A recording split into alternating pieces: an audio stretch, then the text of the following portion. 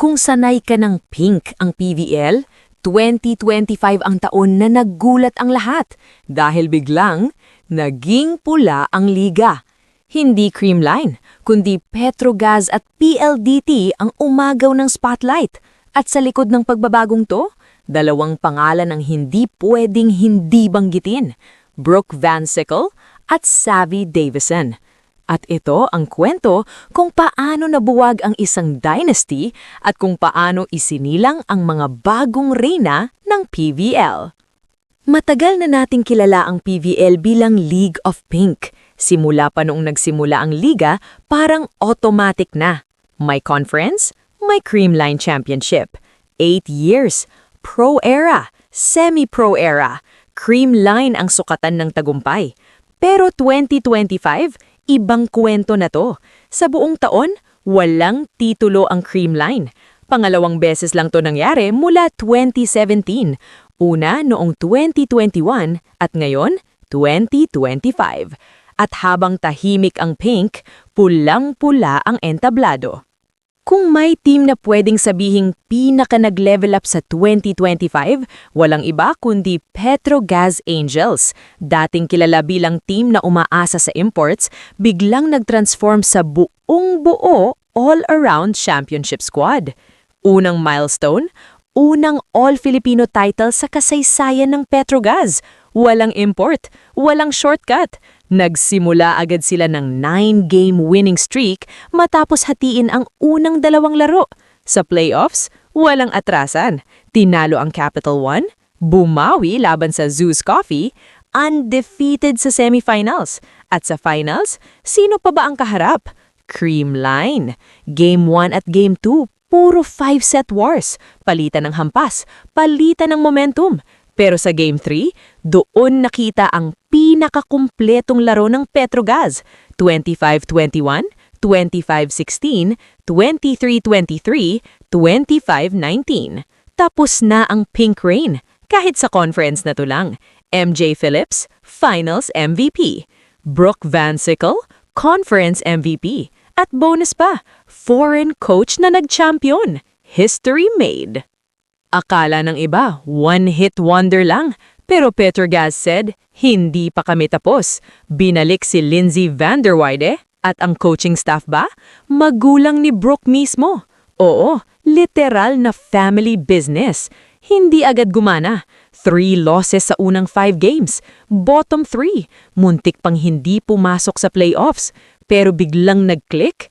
3 straight wins, pasok sa number 5 seed at doon nagsimula ang paghihigante. Tinanggal ang Creamline sa quarters, nakaligtas sa Akari sa semis at winasak ang Cinderella run ng Zeus Coffee sa finals. Isa pang title, isa pang statement. At si Brooke Van Sickle ba? 3-time conference MVP. Kasama na siya ngayon sa elite list ni na Eliza Valdez at Tots Carlos. Habang nagwawala ang Petrogas sa main conferences, may isang team na tahimik pero deadly. PLDT High Speed Hitters. 7 years, walang titulo, laging malapit na. Pero 2025, tuluyan nang nabasag ang sumpa. Pre-season pa lang ramdam mo na. 5-0 sa group stage. Isang set lang ang nawala. Parang may bagong hangin. Sa semis, tinalo ang Creamline sa 5-set comeback. Sa finals, halos maagaw ng Cherry Tigo pero humawak ang PLDT. Unang championship sa kasaysayan ng franchise. Mika Reyes, Finals MVP. Majoy Baron, Kath Arado, Individual Awards. At akala mo tapos na? Hindi pa. Diretso agad sa PVL Invitational, 2 weeks, 6 team, no excuses tournament.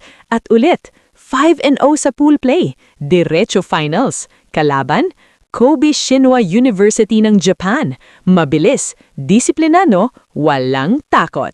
Natalo ang PL Miti sa first set, mukhang delikado. Pero dito lumabas ang composure, experience, at gutom sa panalo. Comeback win, championship ulit.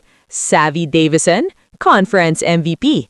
Kath Arado, Finals MVP. At unang libero sa kasaysayan.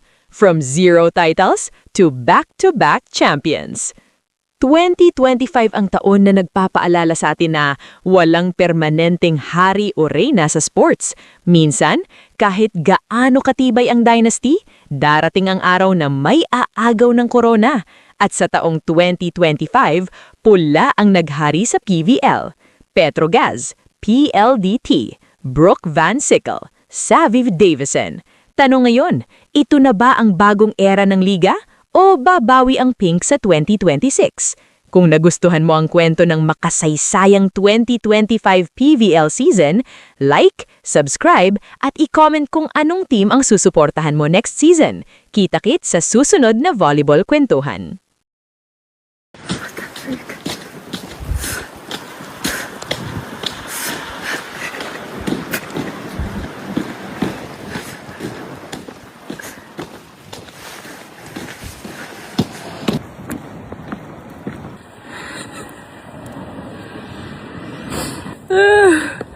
Holy.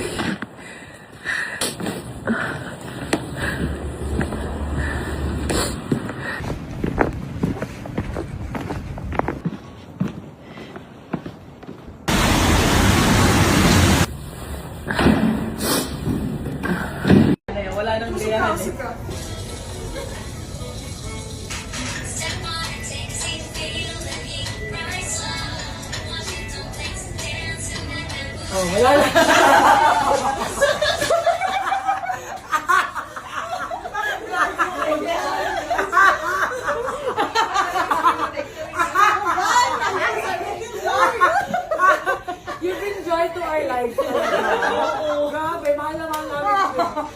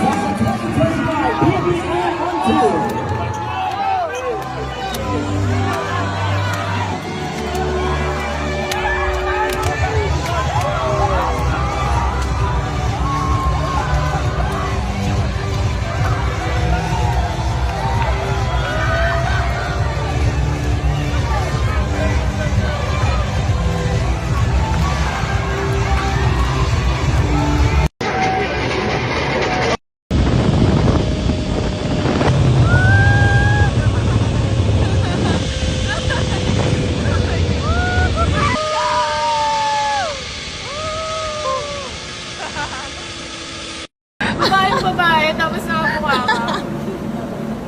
Ay, grabe talaga itong Diyos. Ako na talaga to, sorry guys. Ganito Hindi talaga natatakpan yung ano. Magiging ano mo.